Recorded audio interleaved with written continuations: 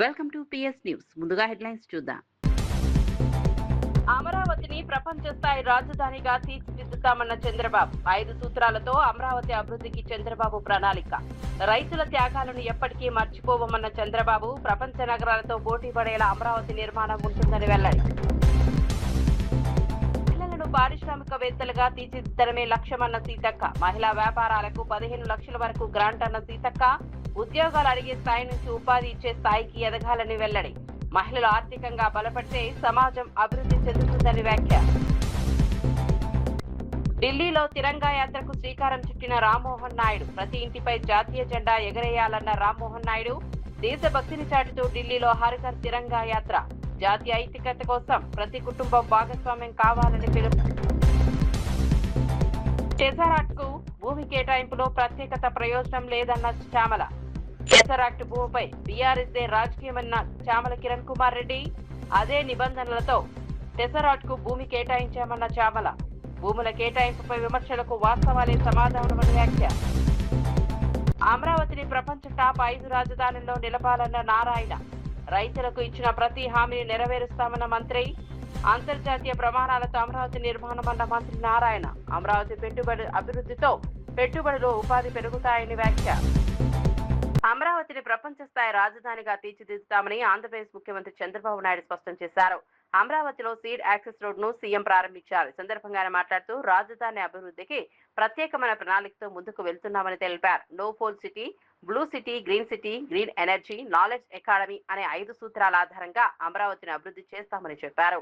ఆధునిక సాంకేతికతతో కూడిన మౌలిక వస్తువుల పర్యావరణ రహిత అభివృద్ధి, స్వచ్ఛమైన ఇంధన వినియోగం వంటి అంశాలకు ప్రాధాన్యం ఇస్తామని తెలిపారు. రాజధాని కోసం భూములు ఇచ్చిన రైతుల త్యాగాలను ఎప్పటికీ మర్చిపోలేమని సీఎం అన్నారు. రైతులకు ఇచ్చిన హామీలను ప్రభుత్వం నిలబెట్టుకుంటుందని స్పష్టం చేశారు. అమరావతి నిర్మాణం రాష్ట్ర భవిష్యత్తుతో ముడిపడి ఉందని పేర్కొన్నారు. ప్రపంచ స్థాయి నగరాలతో పోటీ పడే విధంగా రాజధానిని తీర్చిదిద్దుతామని అన్నారు. 80వ స్వాతంత్ర దినోత్సవాన్ని ప్రజా ఉద్యమంగా జరుపుకోవాలని చంద్రబాబు పిలుపునిచ్చారు. రాజధాని అమరావతి అన్నప్పుడు అమరావతిలో ఇబ్బందులు ఉండవు. ఎక్కడ? స్వర్గంలో. నాకు అదొక స్ఫూర్తి. నేను ఎవ్రీడే దలుచుకున్నప్పుడు ఒకటే దలుచుకుంటాను.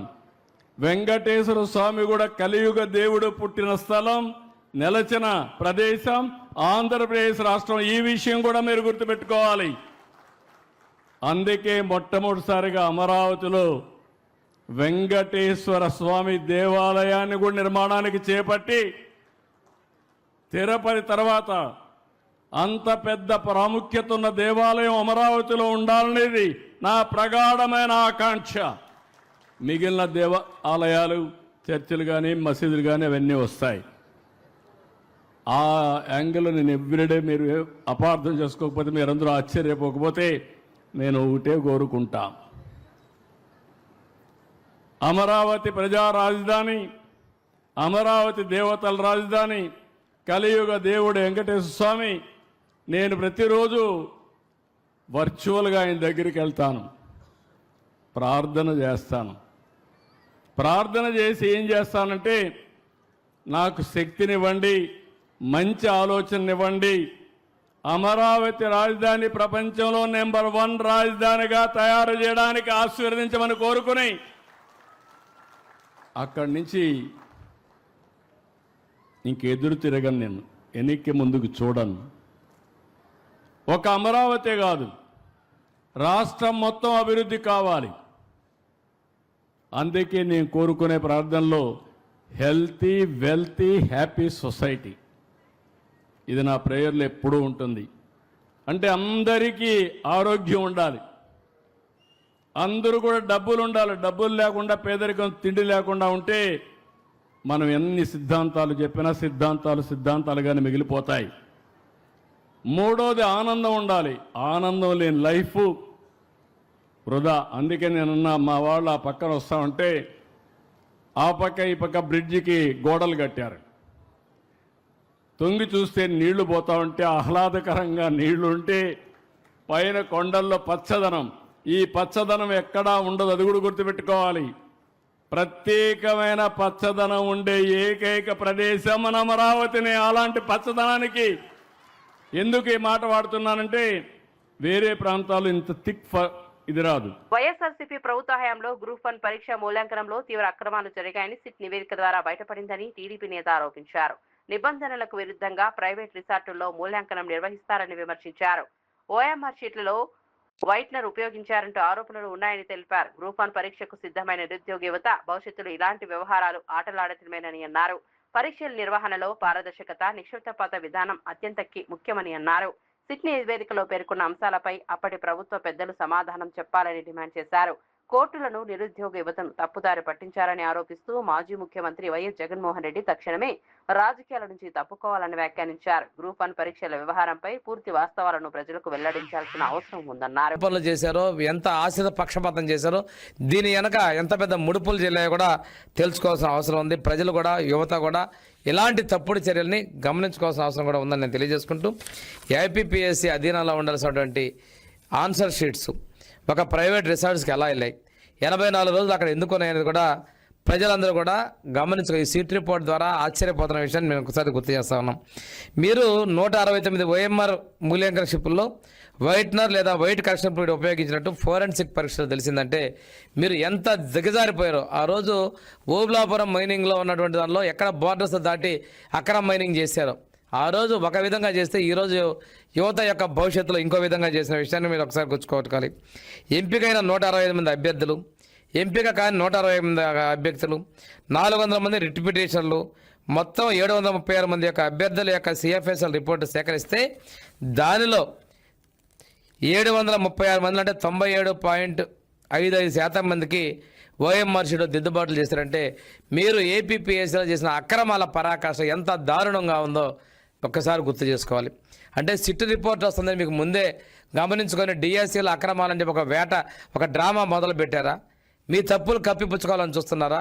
ట్రాన్స్పరెంట్గా జరిగిన డిఎస్సీలో మీరు ఏదో జరిగిందని చేస్తున్నారు. దీనికి మీరు ఏం చేయాలి ఒక్కసారి చేయండి. మీ పాప ప్రక్షాళన ఏం చేస్తారో చూడండి. తెలంగాణలో సమృద్ధిగా వర్షాలు కురవాలని ప్రభుత్వం నిర్వహించిన వరుణ యాగాన్ని బీఆర్ఎస్ నేతలు డ్రామాగా విమర్శించడం సిగ్గుచేటని ప్రభుత్వ విప్ ఆది శ్రీనివాస్ మండిపడ్డారు.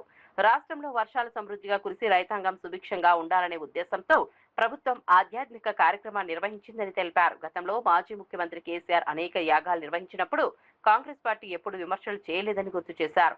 ఇప్పుడు వర్షాల కోసం నిర్వహించిన వరుణ యాగాన్ని రాజకీయ విమర్శలకు ఉపయోగించడం సరికాదని అన్నారు. హరీష్ రావు, జగదీష్ రెడ్డి వంటి బీఆర్ఎస్ నేతలు కరువు పరిస్థితులను కూడా రాజకీయంగా అంశంగా మార్చారని చూస్తున్నారని ఆరోపించారు. రైతుల సంక్షేమం రేవంత్ రెడ్డి ప్రభుత్వానికి తొలి ప్రాధాన్యమని స్పష్టం చేశారు. కర్ణించాలని చెప్పినటువంటి కార్యక్రమం తీసుకుంటే వర్ణయాగానికి సంబంధించినటువంటి కార్యక్రమాన్ని కూడా రాజకీయం చేయాలని చూస్తున్నటువంటి వీళ్ళని ఏమనాలి అసలు చెప్పనే మాట సందర్భంగా మనం ప్రకృతిని కూడా బలంగా ఈ ప్రభుత్వం నమ్మేటువంటి సందర్భం, ప్రకృతిని కూడా ఆరాధించాలని మన పురాణాల్లో నుంచి కూడా చూసినటువంటి సందర్భంలో అనేక కథనాలలో కూడా వర్ణుడు కర్ణించాలని అనేక కార్యక్రమాలు చేసినటువంటిది కూడా మనం పురాణాల్లో చూసుకున్నటువంటి సందర్భం. తెలంగాణలో ముఖ్యమంత్రి ఎందుకంటే రాజులు చేసేవారు ఏమైనా ఇబ్బంది అయినప్పుడు. ఈరోజు ఎల్నినో ప్రభావం ఉంది, వర్షాలు ఈ ప్రాంతంలో ఎక్కువగా రాకపోవచ్చని చెప్పి శాస్త్రజ్ఞులు చెప్పినటువంటి సందర్భం. ఈ ప్రభుత్వం వచ్చినాక 2 సంవత్సరాలు సమృద్ధిగా వర్షాలు కురిసినాయి, పాడి పంటలు బ్రహ్మాండంగా పండినాయి, రైతు వర్గం ఆనందమైతుంది. రైతు వర్గానికి ప్రభుత్వం ద్వారా చేసిన కార్యక్రమాలు కూడా చేతిచ్చే కార్యక్రమం కూడా చేసినాం. ఈసారి ఎల్నినో ప్రభావం ఉంది, వర్షాలు ఎక్కువగా రాకపోవచ్చు అని చెప్పినటువంటి శాస్త్రజ్ఞులు చెప్పినటువంటి దాన్ని కూడా గమనంలో తీసుకొని ఆరుతడి పంటలు వేసేటువంటి ప్రయత్నం చేయడం కానీ ఎలాంటి ఇబ్బందులు తలెత్తకుండా చూడాలని చెప్పని రైతు వర్గాన్ని చైతన్యం చేసే ప్రయత్నం చేసినాం. అదే సమయంలో ప్రకృతిని ఆరాధించేటువంటి, ప్రకృతిని గట్టిగా మనం విశ్వసించే క్రమంలో చేసేటువంటి వర్ణయాగాన్ని కూడా ఈరోజు ఏదైతే యాగం డ్రామాగా మాట్లాడుతున్న జగదీష్ రెడ్డి గారిని ఒకటిని సూటిగా అడగదలుచుకున్నాం. గతంలో కేసీఆర్ గారు ఆయుషిత చండీ యాగము, సహస్ర చండీ యాగము, రాజశ్యామల యాగము, నవగ్రహ చండీ యాగం కేసీఆర్ దంపతులు కూడా చేశారు. ఈ 2015లో కేసీఆర్ చేసినటువంటి ఈ చండీ యాగానికి అప్పటి ముఖ్యమంత్రి చంద్రబాబు వచ్చారు. మేము కూడా అనేక సార్లు నేను కూడా భక్తి భావాన్ని, ఆధ్యాత్మిక వాతావరణాన్ని ఎక్కువగా నమ్మేటువంటి పరిస్థితులలో వేముల రాజన్న ఆలయానికి చైర్మన్ గా పనిచేసినటువంటి అనుభవంతో అనేక సందర్భాలు ఇలాంటి కార్యక్రమాలు పాల్పంచు. తెలంగాణలో బీజేపీ అధికారంలోకి వస్తుందనడం పకటి కలలు కలడమేనని కాంగ్రెస్ ఎమ్మెల్సీ ప్రభుత్వ బల్మూరి వెంకటేశ్వర చేశారు. కేంద్రంలో బీజేపీ ప్రభుత్వం అధికారంలోకి వచ్చి చాలా సంవత్సరాలు గడిచినా యువతకు ఇచ్చిన హామీలు నెరవేరలేదని విమర్శించారు. ప్రతి సంవత్సరం 2 కోట్ల ఉద్యోగాలు ఇస్తామని చెప్పిన హామీ ఏమైందని ప్రశ్నించారు. తెలంగాణకు సంబంధించిన విభజన హామీలను కేంద్ర ప్రభుత్వం ఇప్పటికే పూర్తిగా అమలు చేయలేదని ఆరోపించారు. బీఆర్ఎస్ తో బీజేపీ లోపాయికార ఒప్పందాలు చేసుకుంటోందని విమర్శించారు. రాష్ట్ర ప్రయోజనాల విషయంలో కేంద్రం అనుసరిస్తున్న విధానాలను ప్రజలు గమనిస్తున్నారని అన్నారు. తెలంగాణలో కాంగ్రెస్ ప్రభుత్వం ప్రజలకు ఇచ్చిన హామీల అమలుకు కృషి చేస్తోందని తెలిపారు. రానున్న రోజుల్లో బీజేపీకి ప్రజలు తగిన సమాధానం చెబుతారని హెచ్చరించారు. కొన్ని అంశాలైనా ప్రస్తావించడం జరిగింది. అసలు భారతదేశ వ్యాప్తంగా యువకులు, విద్యార్థులు ఒకవైపు, వాళ్ళకి సపోర్ట్ గా ప్రతిపక్షంలో ఉన్న కాంగ్రెస్ పార్టీ, ఇండియా కూటమి, ఇండియా బ్లాక్ కి సంబంధించిన పార్టీలందరూ పార్లమెంట్ లో కొట్లాడితే దానికి సమాధానం చెప్పలేక, దానిపైన మాట్లాడలేక అమిత్ షా ఈరోజు పార్లమెంట్ కి రాక ముఖం చాటేసిన పరిస్థితి మనం చూస్తున్నాము. కనీసము విద్యార్థులు ఏదైతే 12 ఏళ్లుగా కేంద్రంలో అధికారంలో ఉన్న భారతీయ జనతా పార్టీ తెలంగాణ రాష్ట్రంలో కాంగ్రెస్ పార్టీ హామీల గురించి మాట్లాడుతుంది. ఆంధ్రప్రదేశ్ ను ప్రపంచంలోని టాప్ 5 రాష్ట్రాల్లో నిలిపేలా అంతర్జాతీయ స్థాయి రాజధాని నిర్మించడమే ముఖ్యమంత్రి చంద్రబాబు లక్ష్యమని పురపాలక శాఖ మంత్రి పొంగూరు నారాయణ తెలిపారు. Amaravati seed access road bridge ప్రారంభోత్సవ కార్యక్రమంలో మాట్లాడారు. గత ప్రభుత్వ హయాంలో టెండర్ల ప్రక్రియ ఆలస్యం కావడంతో రాజధాని పనులకు ఆటంకాలు ఏర్పడ్డాయని అన్నారు. ప్రస్తుతం ఐఐటి నిపుణుల కమిటీ నివేదికల ఆధారంగా పనులను వేగవంతం చేస్తున్నామని తెలిపారు. రాజధాని నిర్మాణం కోసం భూములు ఇచ్చిన రైతులకు ప్రభుత్వం ఇచ్చిన ప్రతి హామీని 100% అమలు చేస్తుందని స్పష్టం చేశారు. అమరావతి అభివృద్ధిలో రైతుల త్యాగాలను ప్రభుత్వం ఎప్పటికీ మర్చిపోదని అన్నారు. రాజధానిలో రహదారులు, వంతెనలు, మౌలిక వస్తువుల నిర్మాణాన్ని ప్రణాళికాబద్ధంగా చేపడుతున్నట్లు తెలిపారు. అంతర్జాతీయ ప్రమాణాలతో అమరావతిని అభివృద్ధి చేయడమే ప్రభుత్వ లక్ష్యమని చెప్పారు. రాజధాని నిర్మాణంతో రాష్ట్ర ఆర్థిక వ్యవస్థను మరింత ఊతం లభిస్తుందని పేర్కొన్నారు. ఆర్థిక రాజధాని అంటే ఈరోజు తెలంగాణ తీసుకుంటే తెలంగాణకు వచ్చే ఆదాయంలో ఎక్కువ భాగం హైదరాబాద్ నుంచి వస్తుంది. కర్ణాటక తీసుకుంటే కర్ణాటకకు వచ్చే ఎక్కువ ఆదాయం బెంగళూరు నుంచి వస్తుంది. అదేవిధంగా మహారాష్ట్ర తీసుకుంటే ముంబై నుంచి ఎక్కువ ఆదాయం వస్తుంది. ఈ విధంగా ఆ రాష్ట్రాలకు వచ్చే ఆదాయం ఆ క్యాపిటల్ సిటీ నుంచే జనరేట్ అవుతుంది. అదేవిధంగా మన రాష్ట్రంలో కట్టే రాజధాని కూడా ఆర్థిక రాజధాని కావాలి. ఇక్కడ నుంచి ఆర్థిక స్థితి పెరగాలి. ఇక్కడ వచ్చే ఆదాయం ఈ రాష్ట్రంలో ఉన్న అన్ని జిల్లాలకు పంచాలి.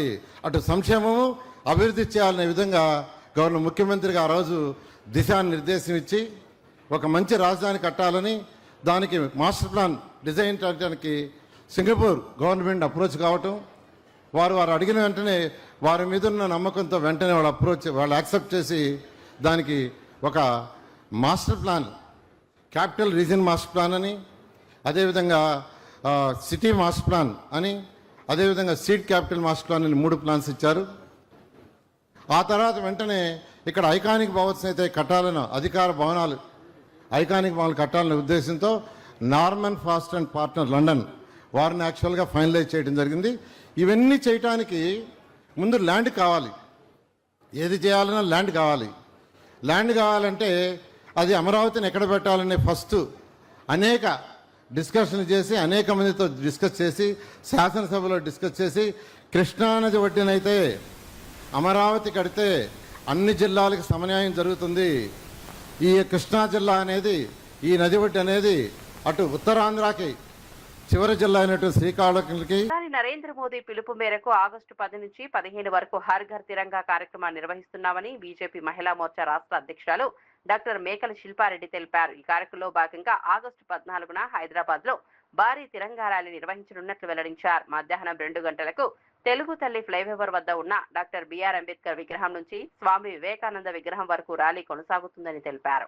ఈ కార్యక్రమానికి కేంద్ర మంత్రులు జి కిషన్ రెడ్డి, బండి సంజయ్, బీజేపీ రాష్ట్ర అధ్యక్షుడు ఎన్ రామచంద్రరావుతో పాటు పలువురు ప్రజాప్రతినిధులు హాజరవుతారని చెప్పారు. ప్రజలు పెద్ద సంఖ్యలో పాల్గొని ర్యాలీని విజయవంతం చేయాలని శిల్పారెడ్డి విజ్ఞప్తి చేశారు. భాగం కావాలని, మన సమైక్యతకు చిహ్నం కావాలని వారిని పిలుపునిచ్చారు.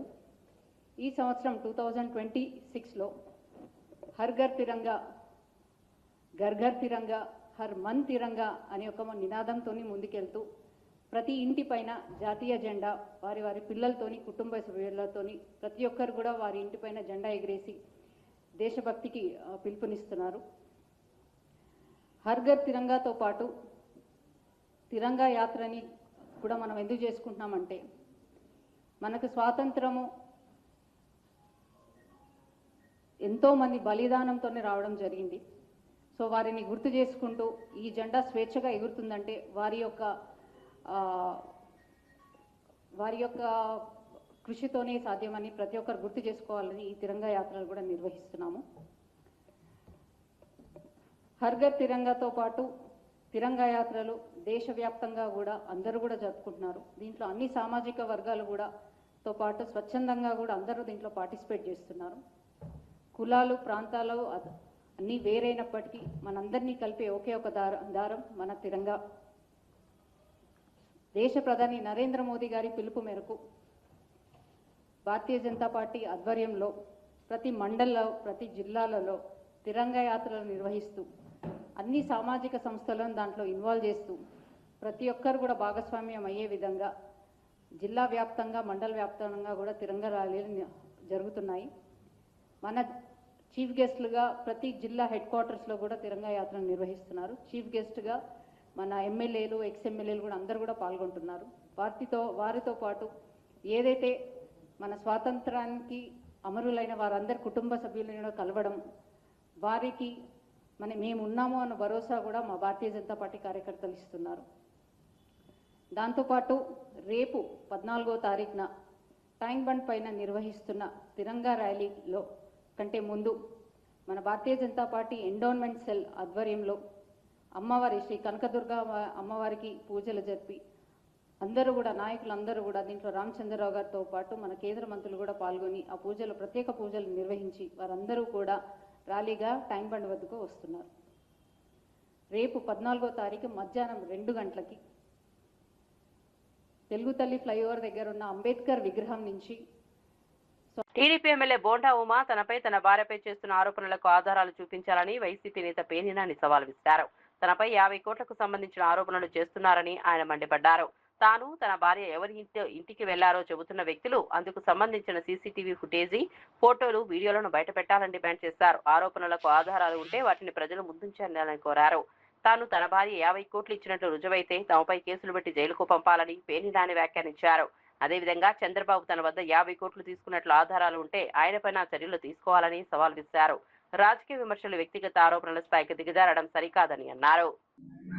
సభ్యత సంస్కారహీనం. ఆయన మాటలకి ఆయన పిచ్చి ప్రేలాపలకి నేను ఆయన వారిని ఒకటే అడుగుతున్నా. పేర్ని నాని అనేవాడు గోడౌన్లు కట్టి అద్దెకిచ్చి అద్దె ద్వారా జీవిద్దామని మాత్రమే గోడౌన్లు కట్టుకున్నాను. 2 గోడౌన్లు. ఇప్పటికి 1,00,000 సార్లు చెప్పాను. ఈ అధమ శ్రేష్ఠుడికి కూడా చెప్తున్నాను. శ్రేష్ఠుడికి కూడా చెప్తున్నాను. ఏమనంటే అద్దె కోసం కట్టుకున్నాను. నా దగ్గర పనిచేసేటువంటి మనుషులు దాంట్లో స్టాక్ తగ్గింది అని చెప్పని వచ్చి చెప్తున్నారు. మీరు ఇన్స్పెక్షన్ చేసి సాంకేతికంగా నాకు బాధ్యత లేనప్పటికీ నైతికంగా 15 ఏళ్ళు ఎమ్మెల్యే చేసిన వాడిని, మంత్రి చేసిన వాడిని, నైతికంగా ఆ తప్పుని నా కింద పనిచేసిన మనుషుల యొక్క తప్పుని నేను భరించి పెనాల్టీతో సహా చెల్లిస్తాను అని చెప్పాను. నేను చెప్పాను డిపార్ట్మెంట్. చెప్పిన 10 రోజులకి మా మీద కేసు కట్టారు, నా భార్య మీద, నా మీద. కనీసం ఇంట్లో ఆడవాళ్ళను కూడా మర్యాదగా పలకలేనటువంటి సంస్కారహీనమైనటువంటి అధమ శ్రేష్ఠుడు. సాటి వారి ఇంట్లో ఆడవాళ్ళను కూడా, ఆడపడుచులను కూడా సంస్కారవంతంగా ఉచ్చరించలేనటువంటి అధమ శ్రేష్ఠుడు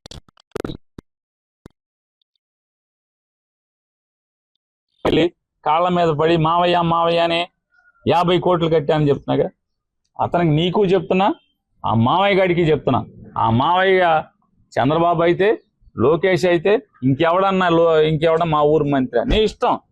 నువ్వు చెప్పేటువంటి ఆ మావయ్య గాడికి కూడా చెప్తున్నా. ఎవడైతే నీకు చెప్పాడంటున్నావు కదా, ఆ మావయ్య గాడికి కూడా చెప్తున్నా. మీరు మనిషి జన్మ ఎత్తితే, మీకు దేవుడు సిగ్గు అనేది పెడితే, సిగ్గు అనేది పెడితే ఛాలెంజ్ చేస్తా. నేను నా శ్రీమతి కలిసి మీ ఇళ్ళకు వచ్చి ఎవడా మామయ్య గారి ఇంటికి వచ్చి ఒక్క ఫోటో మేము మహిళలను ఆర్థికంగా బలోపేతం చేసి స్వయం సహాయక సంఘాల సభ్యులను విజయవంతమైన పారిశ్రామికవేత్తలుగా తీర్చిదిద్దడమే ప్రభుత్వ లక్ష్యమని మంత్రి ధనసరి అనూసూయ సీతక్క తెలిపారు. ములుగు జిల్లా కలెక్టరేట్లో నిర్వహించిన జిల్లా స్థాయి ఇంక్యుబేటర్ కార్యక్రమంలో ముఖ్య అతిథిగా పాల్గొన్నారు. మహిళలు ఉద్యోగాలు అడిగే స్థాయి నుంచి ఇతరులకు ఉపాధి కల్పించే స్థాయికి ఎదగాలని పిలుపునిచ్చారు. గ్రామీణ ప్రాంతాల్లో మహిళలు నిర్వహిస్తున్న వ్యాపారాలను గుర్తించి వాటిని మరింత అభివృద్ధికి చంద్రకళ గారికి మరియు బిట్స్ పిల్లాడి నుంచి వచ్చిన నవీన్ కృష్ణన్ గారికి, మరి మన జిల్లా డిఆర్డిఓ గారికి, జిల్లా సమైక్య అధ్యక్షురాలు గారికి, అడిషనల్ డిఆర్డిఓ గారికి, వేదిక మీద ఉన్న జిల్లా సమైక్య, ఇక్కడికి వచ్చిన ఏపీఎంస్, ఇతర సెల్ఫ్ అధికారులు, మండల సమైక్య అధ్యక్షురాలు, మరియు సిఏలు అందరికీ, మన సెల్ఫ్ స్టాఫ్ అందరికీ పేరు పేరున నమస్కారాలు, ధన్యవాదాలు తెలియజేస్తా ఉన్నాం. మీకు అందరు తెలుసు, ముఖ్యమంత్రి రేవంత్ రెడ్డి గారి యొక్క కళ మహిళలను కోటీశ్వరరాలు చేయాలి అనేది ఒక సంకల్పం పెట్టుకున్నాడు. అయితే ఈ రోజుల్లో ఎట్లయిందంటే రాజకీయం సంకల్పం కలగనడం కూడా తప్పైపోయింది. అరే నా లక్ష్యం ఇది, నేను ఇది చేద్దాం అనుకుంటున్నా, నేను ఎమ్మెల్యే కావాలనుకున్నా ఆయన, నేను మంత్రి కావాలనుకున్నా ఆయన, మీరు మండల సమైక్య అధ్యక్షురాలు కావాలనుకున్నారు అయిండ్రు. మేడ్చల్ జిల్లా మేడిపల్లి ఏసీపీ కార్యాలయాన్ని Malkajgiri police commissioner B Sumathi ఆకస్మికంగా తనిఖీ చేశారు. కార్యాలయానికి చేరుకున్న సిపి సుమతికి మేడిపల్లి పోలీస్ సిబ్బంది గౌరవ వందనం స్వీకరించారు. అనంతరం పోలీస్ స్టేషన్ ఆవరణలో సిపి సుమతి మొక్కలు నాటారు. ఆ తర్వాత ఉప్పల్ డీసీపీ సురేష్ కుమార్, ఏసీపీ మోహన్ కుమార్ ఇన్స్పెక్టర్లతో ప్రత్యేక సమావేశం నిర్వహించారు. పోలీస్ స్టేషన్లో నమోదైన కేసులు, పెండింగ్ లో ఉన్న దర్యాప్తులు, సిబ్బంది వివరాలు, స్టేషన్లో నెలకొన్న సమస్యలపై అధికారులు సిపికి వివరాలు అందించారు. కేసుల దర్యాప్తును వేగవంతం చేసి పెండింగ్ కేసులను త్వరగా పరిష్కరించాలని సిపి సుమతి సూచించారు. నేరాల నియంత్రణతో పాటు శాంతి భద్రతల పరిరక్షణపై ప్రత్యేక దృష్టి పెట్టాలని, సాధించాలని పోలీస్ సిబ్బందికి ఆదేశాలు జారీ చేశారు.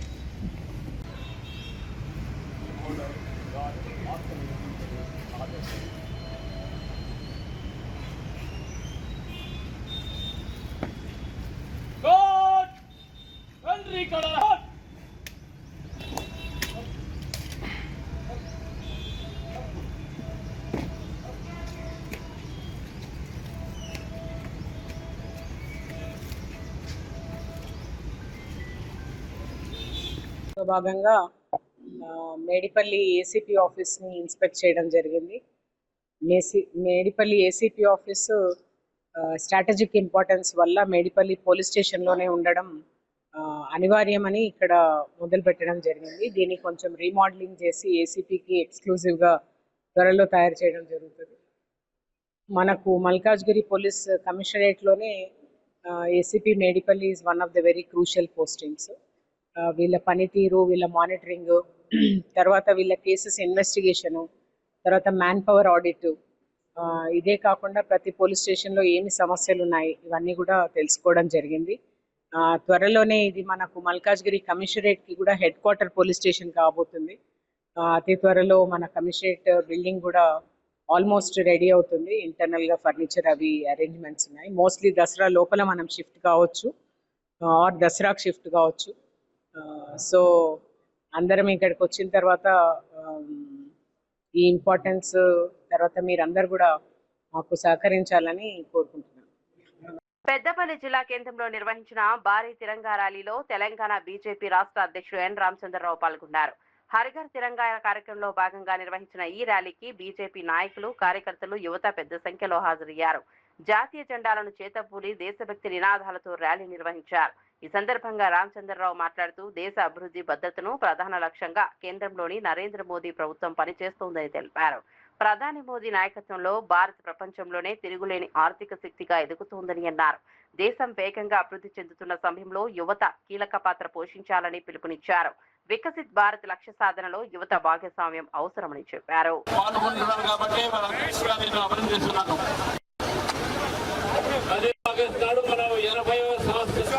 స్వాతంత్ర దినోత్సవాన్ని మనం జరుపుకోబోతున్నాం. అయితే ఈ యొక్క స్వాతంత్ర దినోత్సవం మనందరికీ కూడా రానున్న రోజుల్లో భారతదేశం ప్రపంచంలో కూడా ఒక వికసిత భారత్గా, ఒక అభివృద్ధి చెందిన భారత్గా, ఒక సస్యశ్యామల దేశంగా మనం ఉండాలని చెప్పేసి ఆ సంకల్పం మీద తీసుకోవాల్సిన అవసరం ఉన్నది. ఈరోజు భారతదేశం ప్రపంచంలోనే అతిపెద్ద ఆర్థిక సంస్థగా మారినటువంటి నేపథ్యం ఉంది. ఈరోజు విద్యార్థులు, యువకులు మన దేశంలో రాకెట్లు తయారు చేసే స్పేస్ పంపిస్తున్నారు, అది కూడా మన రాష్ట్రంలో కూడా. కాబట్టి యువకులు, విద్యార్థులు ఈ దేశం భవిష్యత్తు వారు. కాబట్టి వారి యొక్క పాత్ర రేపు రాబోయే రోజుల్లో ఈ దేశం అభివృద్ధిలో చాలా ఉంటుంది. మన ఆలోచన విధానం కానీ, మన దేశ సమగ్రత కోసం మనం ఆలోచించేటటువంటి మన వెనుకున్న మార్గం కానీ, ఇవన్నీ కూడా మనం ఆలోచించాల్సిన అవసరం ఉన్నది. ప్రపంచంలో అనేక దేశాలు యుద్ధాల్లో ఉన్నప్పుడు కూడా మన దేశంలో మన ఒక ఆర్థిక వ్యవస్థ కానీ, మన ఒక దేశం ఒక అన్ని రకాలైనటువంటి అభివృద్ధి కానీ ఎక్కడ కూడా ఆగలేదు. ప్రధానమంత్రి నరేంద్ర మోదీ గారు తీసుకున్నటువంటి ఒక ఏవైతే నిర్ణయాలు ఉన్నాయో ఆ నిర్ణయాల వల్ల ఈ దేశంలో అనేక మంది యువకులకు ఈరోజు ఉద్యోగ అవకాశాలు కలుగుతూ ఉన్నాయి. ముద్రా లోన్ ద్వారా కానీ, startup India, make in India ద్వారా లక్షలాది కోట్లాది మంది యువకులకు ఉద్యోగాలే కాకుండా వాళ్ళు అనేక మందికి ఉద్యోగాలు ఇచ్చేటువంటి పరిస్థితిలో యువత ఉన్నది. అంతేకాకుండా భారతదేశంలో గతంలో కేవలం 6 ఐఐటీలు ఉంటే ఈరోజు టెసరాక్ట్ సంస్థకు భూమి కేటాయింపు అంశంపై బీఆర్ఎస్ రాజకీయాలు చేస్తోందని భువనగిరి ఎంపీ చావల్ కిరణ్ కుమార్ రెడ్డి ఆరోపించారు. ఢిల్లీలో ఎంపీలతో మాట్లాడిన ఆయన ఈ అంశంపై వివరణ ఇచ్చారు. ఎలక్ట్రానిక్ మ్యానుఫ్యాక్చరింగ్ క్లస్టర్ లో గత బీఆర్ఎస్ ప్రభుత్వం మొత్తం 54 కంపెనీలకు భూములు కేటాయించిందని తెలిపారు. టెసరాక్ట్ సంస్థ కూడా 2024లో 5 ఎకరాల భూమి కోసం దరఖాస్తు చేసుకుందని చెప్పారు. ఇతర కంపెనీలకు కేటాయించిన అదే నిబంధనల ప్రకారం ఎకరాకు 1.50 కోట్ల చొప్పున టెసరాక్ట్ కూడా భూమి కేటాయించినట్లు స్పష్టం చేశారు. కాబట్టి ఈ కేటాయింపులో ప్రత్యేక ప్రయోజనం కల్పించారన్న ఆరోపణలకు ఆధారం లేదని పేర్కొన్నారు. ఎలక్ట్రానిక్ తయారీ రంగాన్ని ప్రోత్సహించేందుకు ప్రభుత్వం క్లస్టర్లను అభివృద్ధి చేస్తోందని తెలిపారు. పెట్టుబడులు, పరిశ్రమలు రావడం ద్వారా రాష్ట్రంలో ఉపాధి అవకాశాలు పెరుగుతాయని అన్నారు. 24 కంపెనీలకు భూ కేటాయింపులు జరిగినాయి బీఆర్ఎస్ హయాంలో.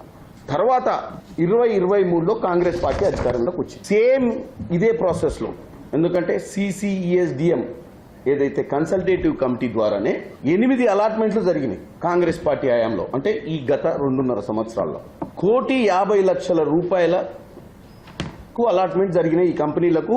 100 acres నియర్లీ 100 ఎకరాల కేటాయింపు జరిగింది 8 కంపెనీలకు సంబంధించి. రేట్ వచ్చి 1,50,00,000 రూపాయలు. ఇప్పుడు బీఆర్ఎస్ హయాంలో 30 లక్షల నుంచి 89 లక్షల కేటాయిస్తే 67% ఎక్కువ శాతంలో కాంగ్రెస్ హయాంలో ఈ అలాట్మెంట్లు చేయడం జరిగింది. ఇక వార్త వివరాల్లోకి వెళ్తే, ఢిల్లీలో కేంద్ర పౌర విమానయాన శాఖ మంత్రి రామ్మోహన్ నాయుడు హర్ ఘర్ తిరంగా కార్యక్రమంలో భాగంగా తిరంగా యాత్రను ప్రారంభించారు. దేశవ్యాప్తంగా స్వాతంత్ర దినోత్సవ వేడుకల నేపథ్యంలో నిర్వహిస్తున్న ఈ కార్యక్రమంలో భాగంగా జాతీయ జెండాను ప్రతి ఇంటిపై ఎగరవేయాలని కేంద్ర ప్రభుత్వం పిలుపునిస్తోంది. ఈ సందర్భంగా మంత్రి రామ్మోహన్ నాయుడు స్వయంగా తిరంగా యాత్రకు శ్రీకారం చుట్టారు. జాతీయ జెండా పట్ల గౌరవం, దేశభక్తి భావనను ప్రజల్లో మరింత బలోపేతం చేయడమే హర్ ఘర్ తిరంగా కార్యక్రమం ప్రధాన ఉద్దేశమని తెలిపారు. స్వాతంత్ర దినోత్సవ వేడుకలను ప్రతి ఒక్కరూ ఉత్సాహంగా జరుపుకోవాలని పిలుపునిచ్చారు. దేశ సమైక్యత, అఖండతను చాటేలా ప్రతి కుటుంబం ఈ కార్యక్రమంలో భాగస్వామ్యం కావాలని కోరారు. ఢిల్లీలో జరిగిన తిరంగా యాత్రలో పలువురు పాల్గొని జాతీయ జెండాలను ప్రదర్శించారు. దేశభక్తి నినాదాలతో కార్యక్రమం ఉత్సాహంగా సాగింది. స్వాతంత్ర సమర యోధుల త్యాగాలను స్మరించుకుంటూ జాతీయ పతాకానికి గౌరవం ఇవ్వాల్సిన బాధ్యత ప్రతి పౌరుడిపైన ఉందని मंत्री పేర్కొన్నారు. और हमें आज़ादी मिली, आज 80 साल तक हम पूरा कर रहे हैं, तो उस आज़ादी को एक तरह से सम्मान और गौरव देते हुए हमारे देश को डेवलपमेंट की ओर ले जाना आज के हमारे युवा शक्ति का एक सबसे अहम रिस्पॉन्सिबिलिटी है। देश को विश्व में ही जो विश्व गुरु जो स्थान सबसे पहले था उसको फिर से हम हासिल करने के लिए हम सबको एक साथ काम करना पड़ेगा।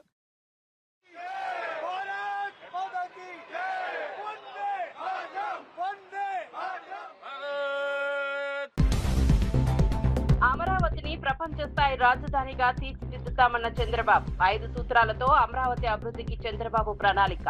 రైతుల త్యాగాలను ఎప్పటికీ మర్చిపోవమన్న చంద్రబాబు ప్రపంచ నగరాలతో పోటీ పడేలా అమరావతి నిర్మాణం ఉంటుందని వెల్లడి. మహిళలను పారిశ్రామికవేత్తలుగా తీర్చిదిద్దడమే లక్ష్యమన్న సీతక్క. మహిళా వ్యాపారాలకు 15 లక్షల వరకు గ్రాంట్ అన్న సీతక్క. ఉద్యోగాలు అడిగే స్థాయి నుంచి ఉపాధి ఇచ్చే స్థాయికి ఎదగాలని వెల్లడి. మహిళలు ఆర్థికంగా బలపడితే సమాజం అభివృద్ధి చెందుతుందని వ్యాఖ్య. ఢిల్లీలో తిరంగా యాత్రకు శ్రీకారం చుట్టిన రామ్మోహన్ నాయుడు. ప్రతి ఇంటిపై జాతీయ జెండా ఎగరేయాలన్న రామ్మోహన్ నాయుడు దేశభక్తిని చాటుతూ ఢిల్లీలో హర్ ఘర్ తిరంగా యాత్ర. జాతీయ ఐక్యత కోసం ప్రతి కుటుంబం భాగస్వామ్యం కావాలని పిలుపు. టెజరాక్ట్ కు భూమి కేటాయింపులో ప్రత్యేకత ప్రయోజనం లేదన్న చామల. టెజరాక్ట్ భూమిపై బీఆర్ఎస్ రాజకీయమన్న చామల కిరణ్ కుమార్ రెడ్డి. అదే నిబంధనలతో టెజరాక్ట్ కు భూమి కేటాయించామన్న చామల. భూముల కేటాయింపుపై విమర్శలకు వాస్తవాలే సమాధానమని వ్యాఖ్య. అమరావతిని ప్రపంచ టాప్ 5 రాజధానుల్లో నిలపాలన్న నారాయణ. రైతులకు ఇచ్చిన ప్రతి హామీని నెరవేరుస్తామన్న మంత్రి.